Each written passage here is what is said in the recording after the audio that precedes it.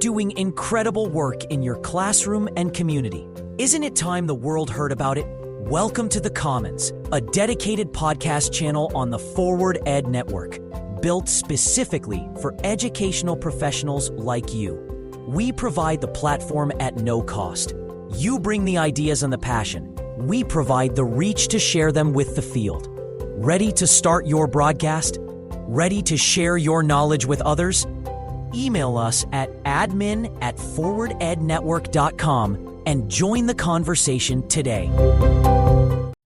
Today's episode is brought to you by our partners at the Curriculum Leadership Institute. Let's be honest, curriculum and assessment work is hard. It's time-consuming, oftentimes disjointed, and if it's not done right, it doesn't actually improve student learning. CLI simplifies the process. They bring over 35 years of experience and are the trusted partner for districts that are committed to moving the mark. They partner with you and your staff and take the guesswork out of curriculum development. Stop guessing and start leading. Visit cliweb.org today. Welcome to the Commons on the Forward Ed Network. This is Modern Grading Reform, a mini-series with Dr. Chad Lang and Dr. Matt Townsley, sharing nearly 20 years in the trenches of grading and assessment reform. Let's get started. Well, welcome back, everybody, to the Modern Grading Reform mini-series. I'm Chad Lang with my good friend Matt Townsley. Matt, how we doing? Hey, doing great. Happy 2026 once again. Second time been together in 2026. Good to see you again, Chad. I know, it is awesome. Well, we dove right into this mini-series. Last time we got a chance to do episode 1, kind of set the stage for our backgrounds and what we hope this series is able to provide our friends and listeners out there with grading and assessment reform. We're really excited about today. Going to jump right in and getting started. What have we seen worked well, and just share some good ideas over the next amount of time together. So thanks for everybody that jumped on episode 1. Thanks to our friends over at Forward Ed for helping us put this together. And of course, thanks to our sponsors as always. Matt, what's on your mind when people talk to you? They're thinking about getting started. A lot of times people reach out to you. You have such a prolific website. And you curated so many great resources that the next step is they send you an email and say, hey, I've been reading some of those articles, or someone gave me your name. Where do we begin? How do we do that, Matt? Yeah, sometimes it's these, down in the weeds questions that are really important at that moment because of something that they've read or something that they've happened. For example, it's like, hey, maybe we've had this inconsistency in how we've weighted the grade book. And so they ask, hey, I read this something, or I heard about this school. Should we do an 80% summative, 20% formative grade book? Or they'll ask a very specific question like, hey, can you point me in the direction of somebody who's using this electronic grade book because we want to set up their grade book in this perfect way? And so the conversations sometimes start with these very, important details. And it's hard for me sometimes to discern, is this, the 30th question that they've asked somebody, or is it the first question that they've asked somebody? Now, if it's the 30th question, then it's a different, kind of conversation moving forward. But oftentimes I just will assume it's the first question because it's their first question to me and I don't know their background. Chad, you've been involved in a variety of different schools. I'm sure you've seen some different starting points. Hey, we went to this conference, we read this book. What's been kind of your experience in, schools reaching out, having conversations with teachers, administrators about, how to get started with grading reform? Yeah, I think my own experience, I've been absolutely blessed that I just happen to fall into what I think is a terrific model. And certainly grading reform is organizational change. So going slow to go fast is important. So way back in 2008 or 2007, I think I mentioned this on the first episode, our assistant superintendent at the time, it was a person by the name of Cheryl Hogan, really, really great curriculum director and leader, pulled together team to study grading reform.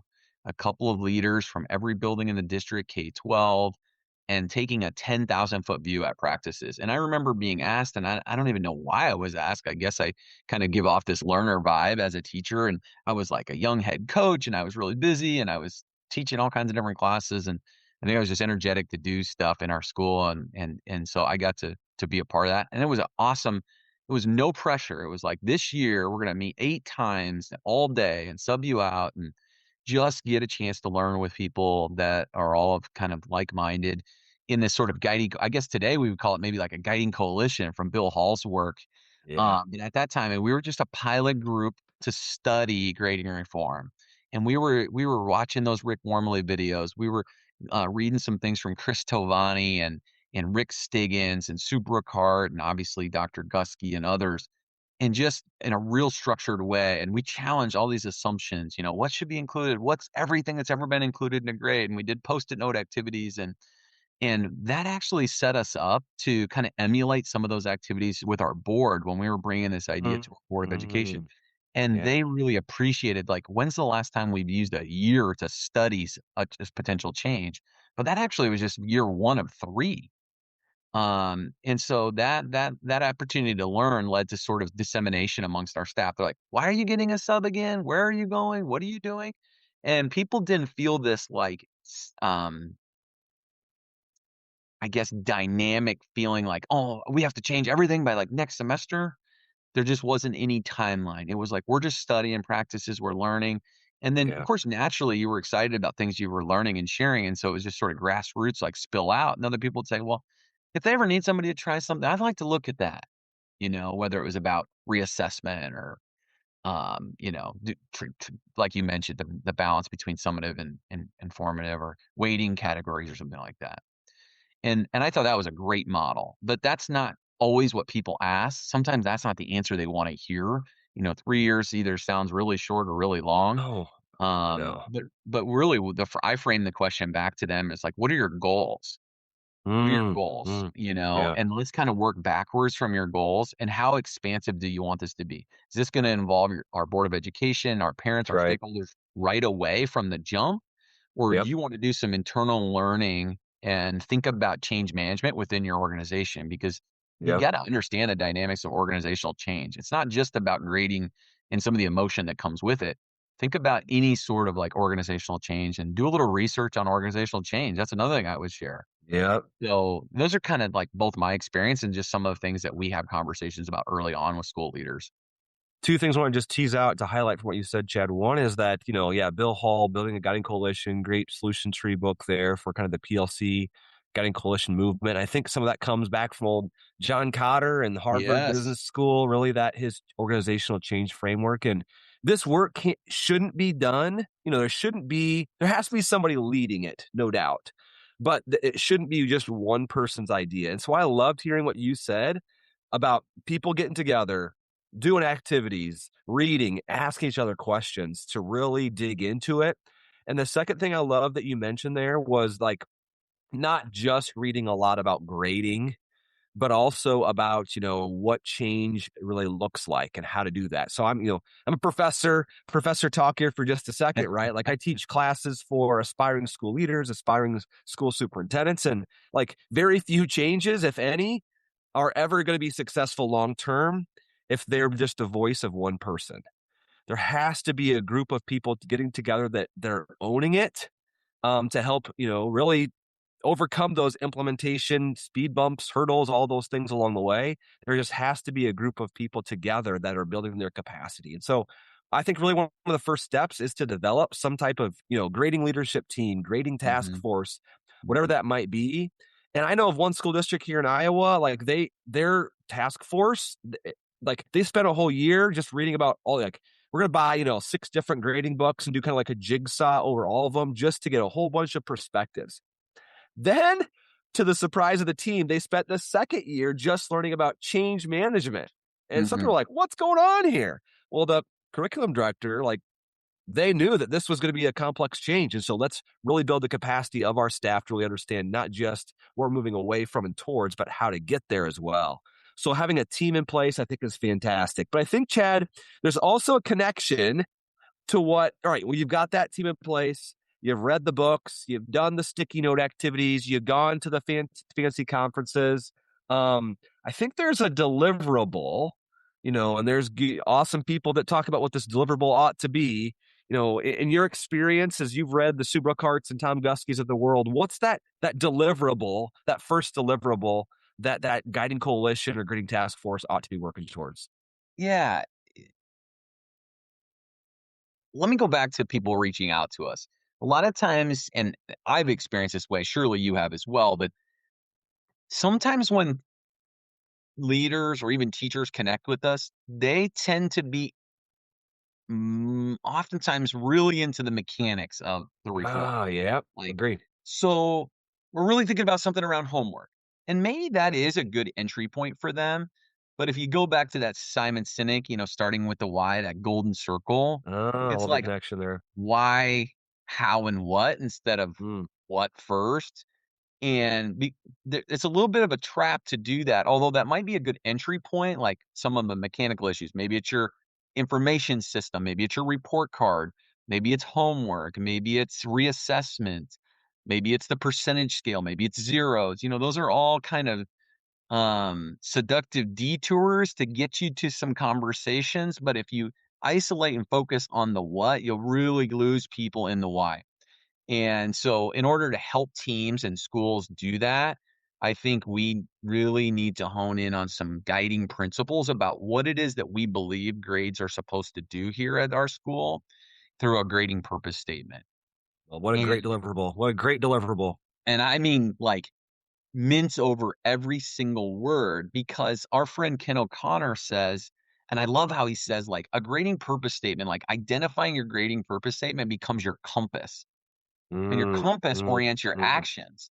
So mm, it's really easy to say that as you're trying to develop actionable steps related to your purpose, you can just assess them to the compass. Like, we said that we believe that all kids can learn at different rates, but then we have deadlines for reassessment that are super tight, like 5 days or mm, something like mm. that.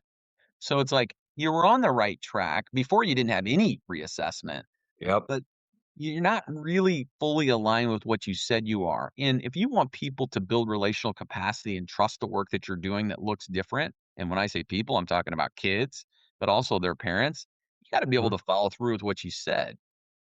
And people can be on board. You think about all the high performing organizations and companies out there in the world, the ones that are the most successful, you may not love their products. You may not even be a fan of their company or their food or whatever, but you know exactly what they stand for and how they deliver.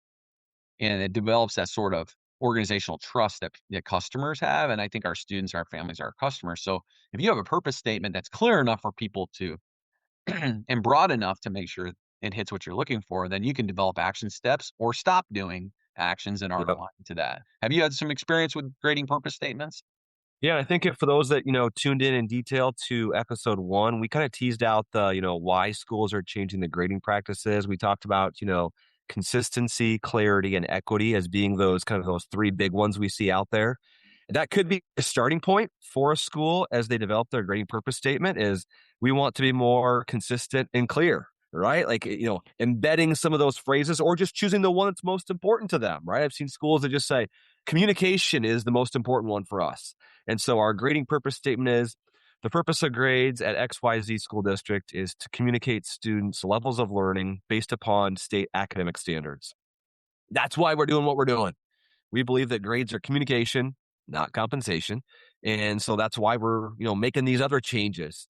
And so I think, Chad, just to, use a phrase you mentioned earlier, is that rather than getting too focused on the mechanics first, like what our grade book's going to look like, how it's weighted, and so forth, taking that step back with the guiding coalition, the grading task force, and co-creating this grading purpose statement is definitely one of those first deliverables that, not just Matt and Chad think, but we can anchor that in a variety of others that have written things before us.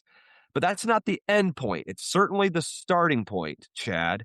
But schools still are like, but how should we handle homework? How are we going to communicate learning in the grade book? How should we handle reassessments? And so there's got to be something else. And I'll tee it up for just a second. I was doing a workshop once where, I like, hey, do an introduction to standards-based grading, Townsley. So I come and do this workshop, and this very kind teacher met me at the first morning break and says, Dr. Townsley, I just want to let you know, you keep using this phrase, standards-based grading, but everybody here has an entirely different definition, or they don't even know what it is that you're talking about here. It's not been clearly defined to them what this grading change is all about. And so it was hard for them to have a collective understanding. And so I think that's where this next step really comes into play. It begins to unify everyone as to what we're doing based upon that grading purpose statement. So Chad, talk to us about, policies or principles, however you want to to phrase it? Yeah, I'm happy to do that. I think I want to talk about something that's a nice bridger between these two. And this is a cautionary tale about being really locked into naming the reform. We've heard it all. I mean, standards-based grading, standards reference grading, competency grading, ungrading, standards-based assessment and reporting. I mean, you could list 10 more probably. And while there's probably a good reason to do that, one of the things we can say about the stickiness of grading reform is that it's not an initiative. You're not going to go out and find the seminal book or video series or methodology that's going to solve whatever problem you have. Because remember, this is a communication issue. And it's about validity of communication. It's about the quality of inputs of communication and what it means to the people that want to know and need to know, which is parents, students, maybe other stakeholders, colleges, universities, the military, whatever.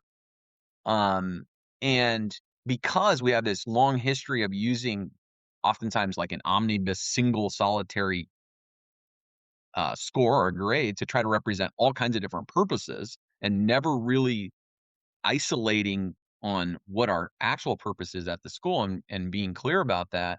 And people just sort of make up rules of their own.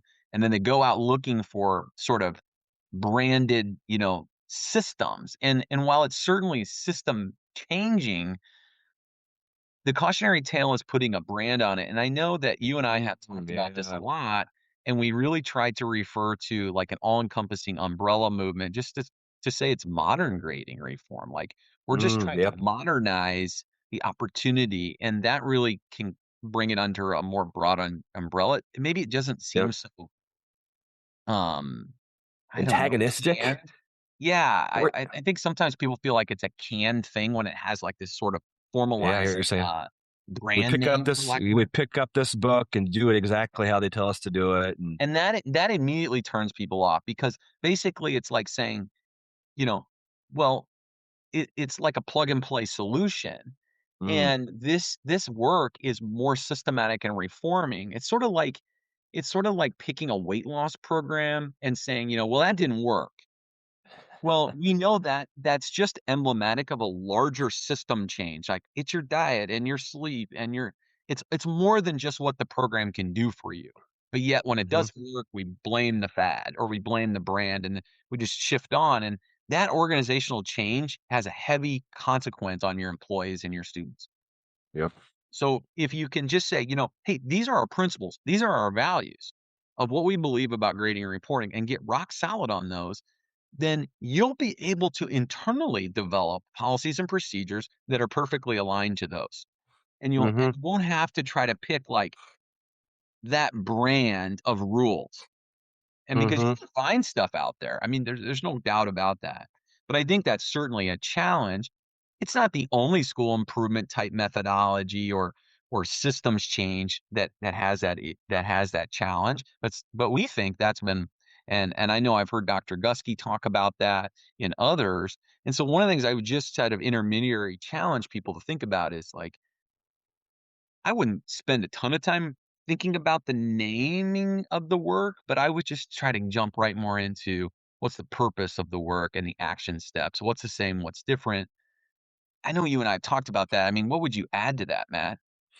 Yeah, I'm with you. It's not really about, standards-based, standards ref, competency-based, or just using somebody else's playbook. Definitely, that's not what I think either of us would advocate for.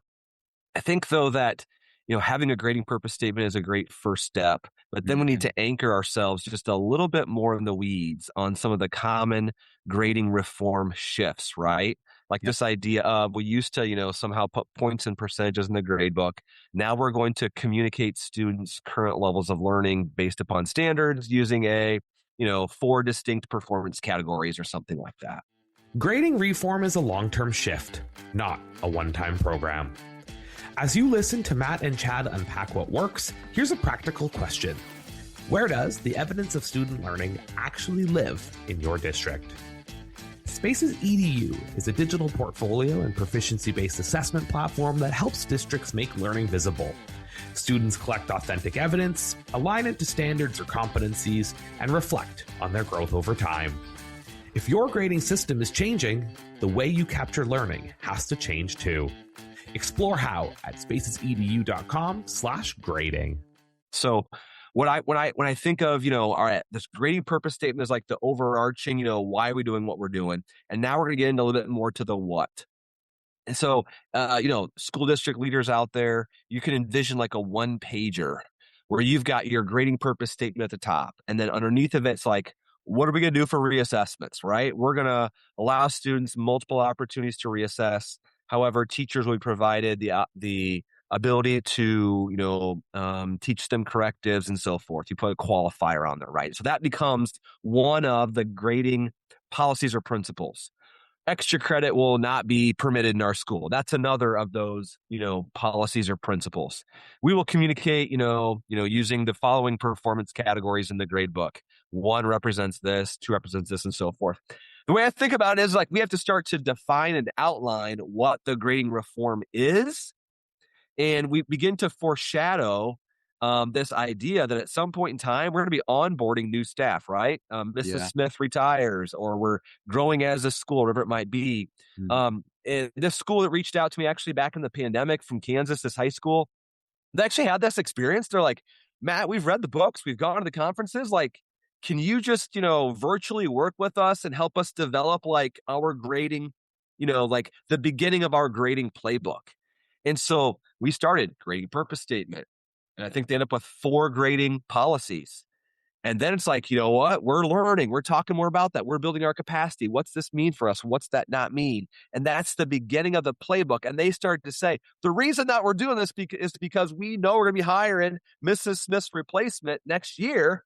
And we got to onboard Mrs. Smith's replacement to understand, the what and the why of our grading reform.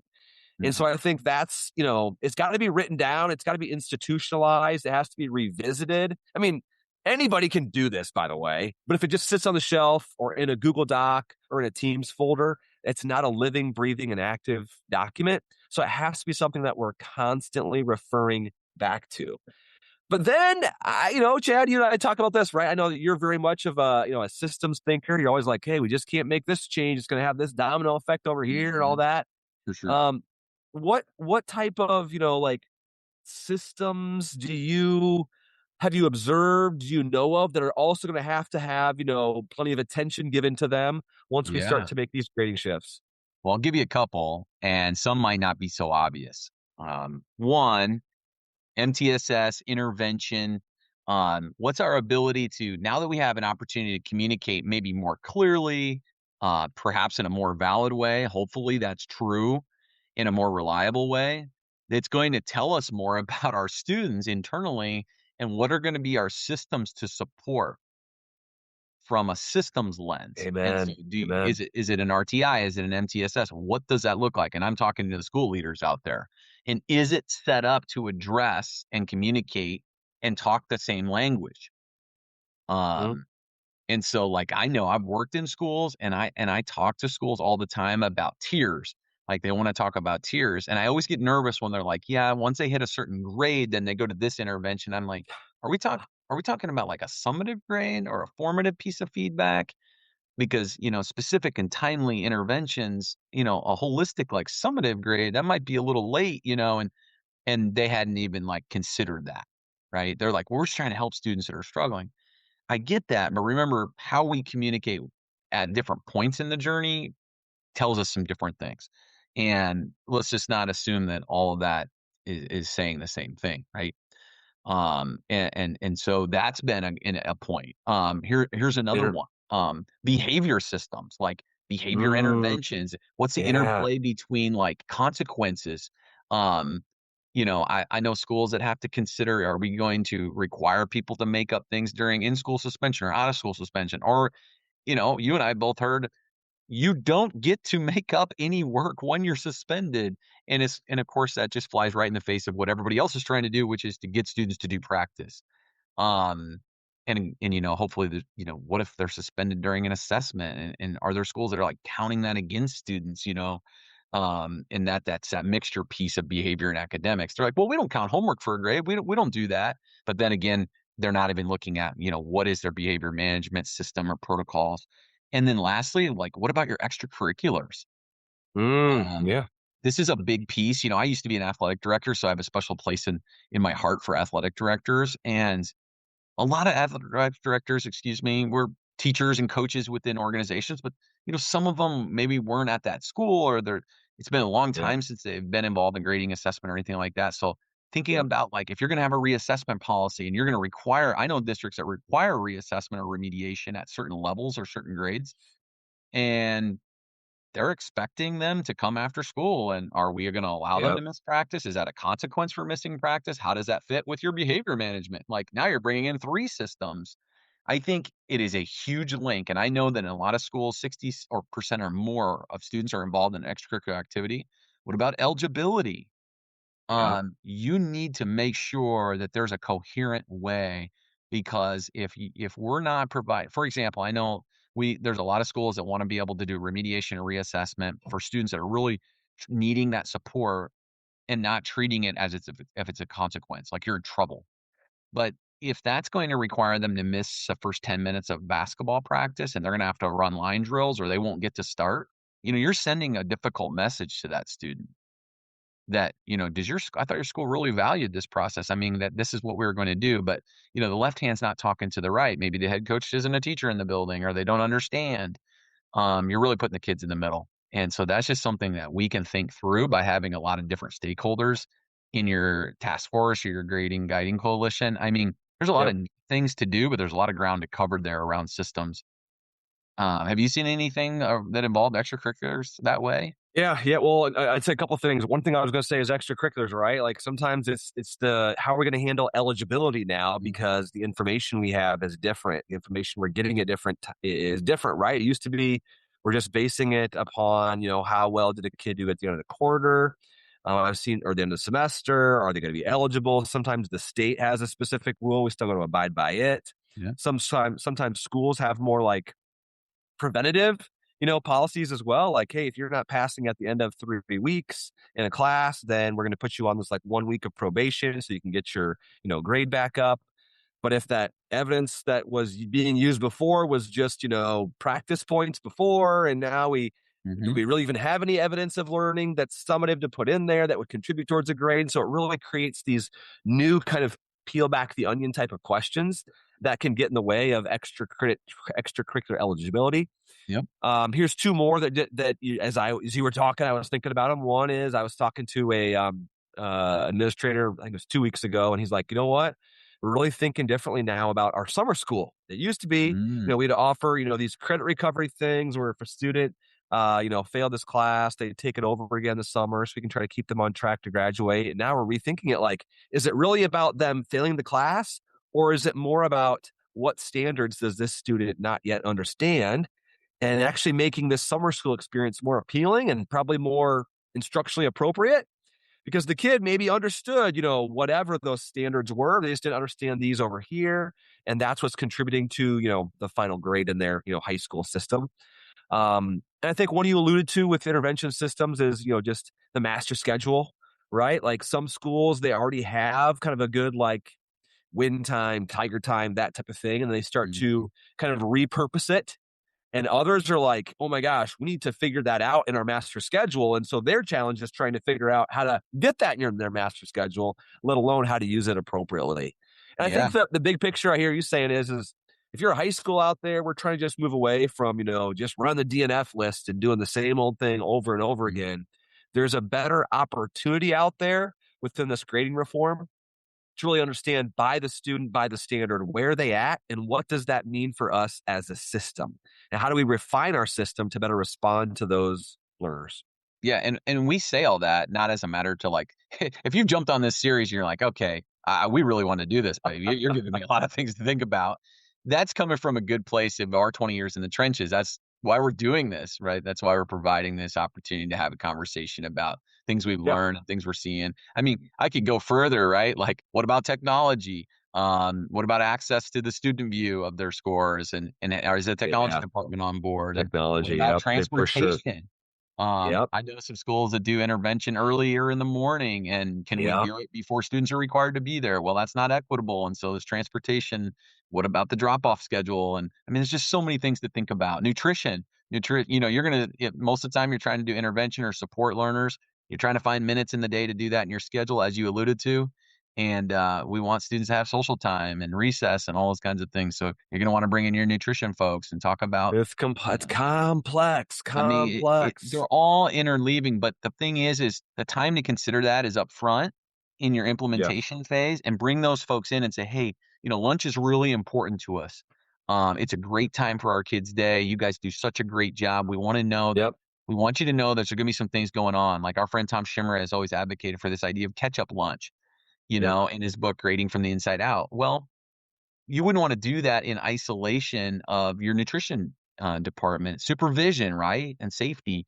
So, I mean, there's just some things that you can think through on the front end that, what you can predict, you can prevent, right? All good administrators would have a good sense of what those things would be. We're just highlighting that, nothing happens in isolation. And even though grading is a form of communication, it has implications across your system, which is maybe why it's complex. But I think we could learn from others and try some different ideas that have been pretty successful. I mean, all good educators steal great ideas from one another. It's part of what makes our industry awesome in the vocation. So try not to scare people away from the work. That's why we're doing this podcast, Chad, like you said, just to share our years of experience, put it out there in audio, video format for others to say, all right, this is where we're at. What's our next step with, getting started or refining grading form? But we haven't laid it all out there. I think there's one more step that viewers and listeners need to hear, Chad. It's all right. We've got the grading purpose statement. We've got our list of 3 to 5 grading policies. We're talking about the master schedule, the intervention systems, the extracurricular implications, all those systematic things. Can we get this done in 1 year? Are we just going to, just like roll it out in 1 year? It's going to be great. Chad, I know that, again, you've been involved in schools that were refining this over, 5 years later, 7 years later. And that's my experience as well. Chad, is it fair to say that a district needs to commit to this implementation over multiple years? Is that fair to say? Yeah, I think we can safely say that. Now, there's obviously exceptions to every kind of, it's not even a rule. It's just thinking about school reform. In my years of school improvement, just in my own practice professionally, one of the things I've observed is the seasonality of our work. A lot of administrators work 12 months, but the people on those committees and guiding coalitions and so forth, they don't. So when you design implementation, most organizations can take a 12-month outlook, 24 months. You can do that if you want to, but you're not going to have all the players at the table, and you're not going to have all your customers there to start implementation right away. And so I think you need to take that into consideration. Really, you have much more of a reduced timeline to actually make some changes in some communications. You can communicate all you want June 30th to your parents and stakeholders, but they're not focused on that at all. And in fact, it's a little bit disingenuous to do that. And then on the flip side, you might say, well, we're going to start with fresh start in August. And then you run the risk of having all this change or communication lost in the shuffle of everything else. So, I mean, those are things you have to think about, that over time, you kind of just need more opportunities and more varied opportunities, like parent-teacher conferences, if they happen in person. Do we have many informational sessions? Do we have tables that are sort of just giving information out? Because one of the things you can do is just, to my point previously, when you are thinking about reforming to some more modernized grading practices, you can put your feet in the water a little bit. You can start saying, we're just going to pick on a couple of things that are aligned to the principles we're developing. It's not even a policy yet. We're just going to say, what would happen if everybody just did one assignment this week that we just didn't calculate for a grade? And let's just observe how the students behave. Start small. Just what do they do? What do you notice? Because a lot of times we just need to do a little bit of action research of our own myths and misconceptions. That takes time. You just can't speed up trust either. Grading reform requires trust, and trust between your organization, your students, because it is a communication device, and it holds some intrinsic and extrinsic value for different stakeholders. You're talking about, like it or not, a system of currency for a lot of families and schools that that feel like that currency and that transactional nature of grades is being pulled out from underneath their feet. So you're going to need some runway for that. Yeah.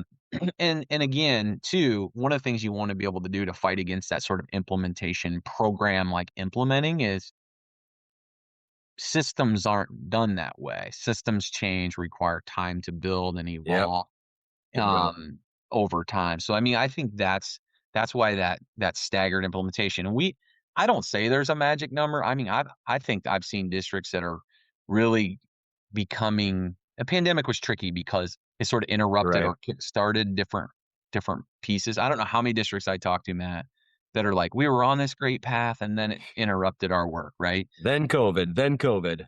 And I think that's just a reality that everybody has to deal with that was in that. And in some instances, it's inspired and kickstarted a lot of modern grading reform because it exposed a lot of flaws from distance learning and in capturing what kids actually can know or do themselves. And we don't know who's doing the rest, and also some inequities. But for the most part, you know, it's an evolution so that you are living on a timeline that is good for a variety of stakeholders on that continuum of change.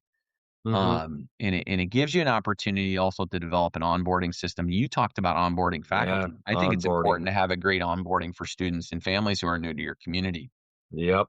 That is a big, and because most likely the first time they're going to learn that standards-based grading or whatever grading reform you're doing is different is when something goes awry from what they're used to. And that's not a good experience. Yeah, I don't want us to get too far ahead, Chad. I know that in episode 4, we're going to talk about really kind of the sustaining element of all this. That's right. I think right now, for those that are listening, it's just important to know that, like, as they embark upon it or get restarted on it, that it's going to take multiple years. And I just, give a shout out to one school district I've been talking a lot with, and they're just kind of, rolling it up from one grade band to the next. And they're just like building the capacity in their leaders. Even though they're in year 1, they're saying, we have a tight plan for what year 1's going to look like. We don't know all the details about what year 2, we've got these ideas, and we just know there's going to be a year 3. Think of that institutional commitment, right? Right. When district level people are saying, we know it's going to take multiple years, that just gives confidence in staff, in community members, all that stuff. I know we'll talk more about, what all that can look like. Even next episode is going to be a good one, Chad. I know that. Yeah. Hot diggity dang, we can dig into our book and all that good stuff of communicating with parents, but I don't want to give all those good details away. You want to wrap us up, Chad, or final words, perhaps? I mean, it's all good stuff. I mean, you said at the end of episode 1, this is gonna be like going to the ice cream shop. We're gonna get a little bit of sampling and see. And I just had to dive ahead to Rocky Road or whatever it might be. That's your favorite flavor of learning around this work. We love the work. It's not without challenge, but we hope that we're able to share some nuggets with folks who bring their own level of expertise and experience. There's just so many folks out there. We're just one of few, 2 of few that have continued to have the opportunity to share, and there's so many others. We want to thank all of you who have joined us so far. We hope you're really enjoying it.